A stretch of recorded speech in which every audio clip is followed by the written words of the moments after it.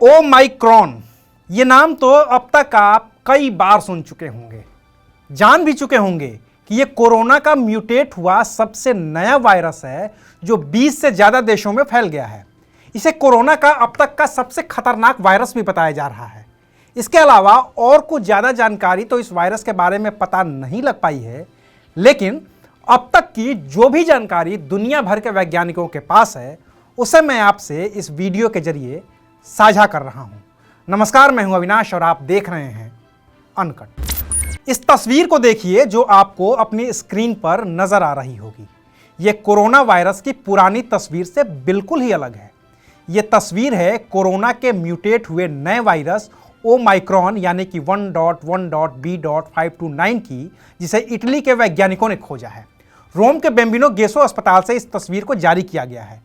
अगर दुनिया भर में तबाही मचाने वाले डेल्टा और ओमाइक्रॉन वेरिएंट की तुलना की जाए तो साफ तौर पर दिख रहा है कि ओमाइक्रॉन का म्यूटेशन डेल्टा से कई गुना ज्यादा हो रहा है।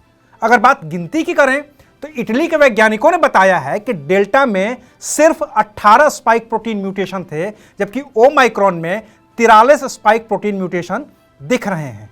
अब दूसरी बात जो सबसे ज्यादा परेशान करने वाली है, और वो ये है कि दुनिया भर में जितनी भी कोरोना वैक्सीन बनी हैं उनका आधार चीन के वुहान से निकले कोरोना वायरस से था। लेकिन ओमाइक्रॉन उस पुराने वायरस से इतना अलग है कि मौजूदा वैक्सीन इस वायरस के खिलाफ कारगर साबित होगी या नहीं होगी या कितनी होगी, इसमें संदेह है। वैक्सीन बनाने वाली ब्रिटिश कंपनी मॉडर्ना तक ने कह दिया है कि मौजूदा वैक्सीन के ओमाइक्रॉन के खिलाफ प्रभावी रहने की संभावना बेहद कम है। और इसकी वजह यह है कि कोई भी वायरस स्पाइक प्रोटीन के जरिए ही शरीर में घुसता है और वैक्सीन उसी स्पाइक प्रोटीन के खिलाफ शरीर में एंटीबॉडी तैयार करती है। अब ओमाइक्रॉन ऐसा है कि उसमें 43 से ज्यादा स्पाइक प्रोटीन म्यूटेशन दिख रहे हैं, जिसको ध्यान में रखकर अब तक कोई भी वैक्सीन बनाई ही नहीं गई है। इसलिए अब मॉडर्ना से लेकर फाइजर तक ने कहा है कि वो ओमाइक्रॉन के खिलाफ वैक्सीन बना सकती हैं। दोनों कंपनियों ने यह भी दावा किया है कि अगले 2-3 महीनों के अंदर ही वो इस नए वायरस के खिलाफ प्रभावी वैक्सीन तैयार कर सकती हैं। तीसरी सबसे अहम बात WHO ने बताई है। WHO ने ओमाइक्रॉन को वेरिएंट ऑफ कंसर्न बताया है।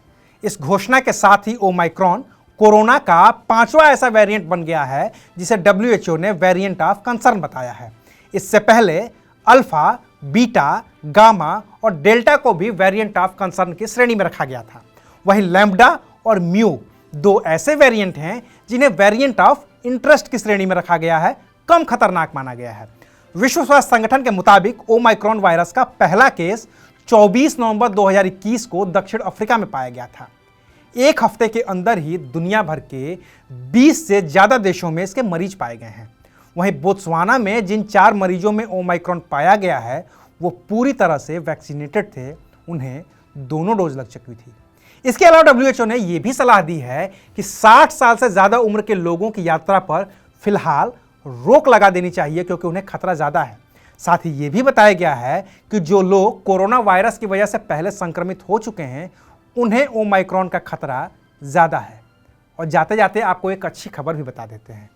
अच्छी खबर यह है कि भारत में अब तक ओमाइक्रॉन का एक भी केस नहीं आया है और सरकार ने केस आने से पहले ही सख्ती बरतनी शुरू कर दी है।